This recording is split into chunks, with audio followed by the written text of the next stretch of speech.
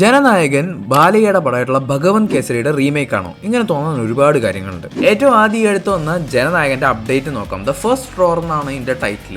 ഏകദേശം സിമിലർ ആയിട്ടുള്ള ഒരു ടൈറ്റിലാണ് ഇതേപോലെ തന്നെ ഭഗവന്ത് കേസരിയുടെ അപ്ഡേറ്റിനുള്ളത്, the roar of Bhagavanth Kesari. ഇത് മാത്രമല്ല, വേറെ ഒരുപാട് കാര്യങ്ങളുണ്ട് സംശയിക്കാൻ, നമുക്ക് കണ്ടുപിടിക്കാം. വാ. ഏറ്റവും ആദ്യം എന്താണെന്ന് വെച്ചാൽ, ഈ അപ്ഡേറ്റിൽ വിജയ് പോലീസായിട്ടാണ് വരുന്നത്. കുറെ നാളിന് ശേഷം പുള്ളി കാക്കിയിടുകയാണ്. ഭഗവന്ത് കേസരി എന്ന് പറയുന്ന പടത്തിൽ ബാലയും പോലീസാണ്. ഭയങ്കര സത്യവും നേർമയൊക്കെ നോക്കുന്ന ഒരു പോലീസ് ഓഫീസർ അവസാനം ഒരു മാസ് മർഡർ ചെയ്തിട്ട് ജയിലിൽ പോകുന്നതാണ് അതിന്റെ കഥ. ഈവൻ ഭഗവന്ത് കേസരിയിലെ പോലീസായിട്ട് നടന്നു വരുന്ന ഒരു സീനും ഈ ഒരു സീനും എവിടേക്കൊക്കെയോ എന്തോ ഒരു സംഭവം സിമിലർ ആയിട്ട് നമുക്ക് തോന്നും. അത് നമ്മളെ കുറ്റം പറയാൻ പറ്റില്ല, കാരണം ഏകദേശം ഇതിന്റെ ഒരു റീമേക്ക് പോലെ തന്നെയാണത്. എന്താ ഞാൻ അങ്ങനെ പറയാൻ കാരണം എന്ന് വെച്ചാൽ, ജനനായകൻ അനൗൺസ് ചെയ്തപ്പോൾ തൊട്ട് കുറേ റൂമേഴ്സും കാര്യങ്ങളൊക്കെ ഉണ്ടായിരുന്നു, ഇതുപോലെ ബാലയ്യ പടത്തിന്റെ റീമേക്കാണ് ഈ പടം എന്നൊക്കെ പറഞ്ഞിട്ട്. ഈ അപ്ഡേറ്റ് ഇറങ്ങുന്നത് വരെ ഞാൻ അത് വിശ്വസിച്ചിട്ടുണ്ടായിരുന്നില്ല. പക്ഷേ എനിക്ക് ഏകദേശം കുറേ ഉറപ്പായി ഭഗവന്ത് കേസരിയുടെ ഒരു റീമേക്കാണ് അതെന്ന്. ഇത് മാത്രമല്ല, കാരണം എൻ്റെ ഒരു കസിൻ ബ്രദർ ഉണ്ട്, പുള്ളി ഇതുപോലെ തമിഴ് സിനിമയിൽ അസിസ്റ്റന്റ് എഡിറ്ററായിട്ടൊക്കെ വർക്ക് ചെയ്യുന്നതാണ്. നമ്മുടെ വാരിസിൻ്റെ ഒക്കെ വർക്ക് ചെയ്തിട്ടുണ്ട്. പുള്ളി ഇപ്പോൾ സൂര്യയുടെ കറുപ്പ് എന്ന് പറയുന്ന പടത്തിന്റെ അസിസ്റ്റന്റ് എഡിറ്ററാണ്. പുള്ളിയുടെ ഒരു ഫ്രണ്ടാണ് ജനനായകന്റെ അസിസ്റ്റന്റ് എഡിറ്റർ. പുള്ളി എന്താ പറഞ്ഞെന്ന് വെച്ചാൽ, ഒരു ഔട്ട് ആൻഡ് ഔട്ട് റീമേക്ക് ഒന്നും അല്ല ഈ ഒരു ജനനായകൻ എന്ന് പറയുന്നത്. ഭഗവന്ത് കേസരിയുടെ ആ ഒരു കോറ് സെയിം ആണ്.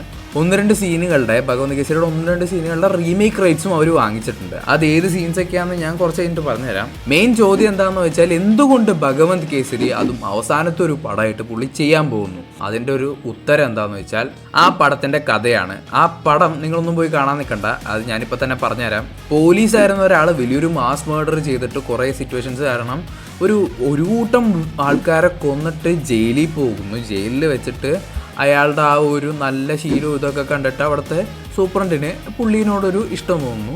അങ്ങനെ ആ സൂപ്രണ്ടും പുള്ളിയുടെ മകളുമായിട്ടും ബാലയും അവർ തമ്മിൽ ഭയങ്കര ക്ലോസ് ആവുന്നു. എന്നിട്ട് കുറച്ച് നാൾ കഴിഞ്ഞിട്ട് പുള്ളി ജയിലിൽ നിന്നൊക്കെ പുറത്തിറങ്ങി ഇവരുടെ കൂടെ തന്നെ വന്ന് താമസിക്കുകയാണ്.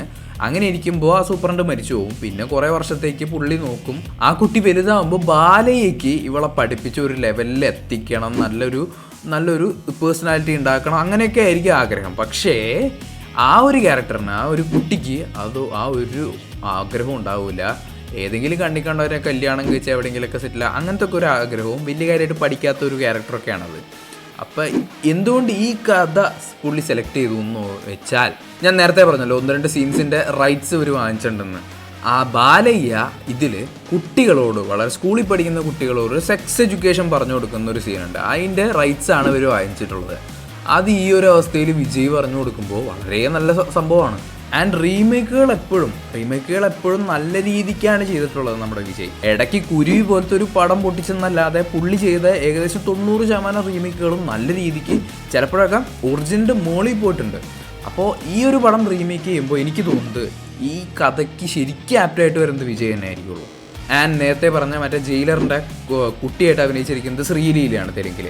അന്ന് പുള്ളിക്കാരി വലിയ സെറ്റപ്പ് ഒന്നും ആയിട്ടുള്ള, പക്ഷേ ക്ലൈമാക്സിൽ ഒരു ശ്രീലീല ബാലയെ മാറ്റി ശ്രീലീല ഫൈറ്റ് ചെയ്യുന്ന കുറേ സീക്വൻസ് ഉണ്ട്. അത് എങ്ങനെയായിരിക്കും ഇതിൽ സംഭവിക്കുന്നതെന്ന് എനിക്കറിയില്ല.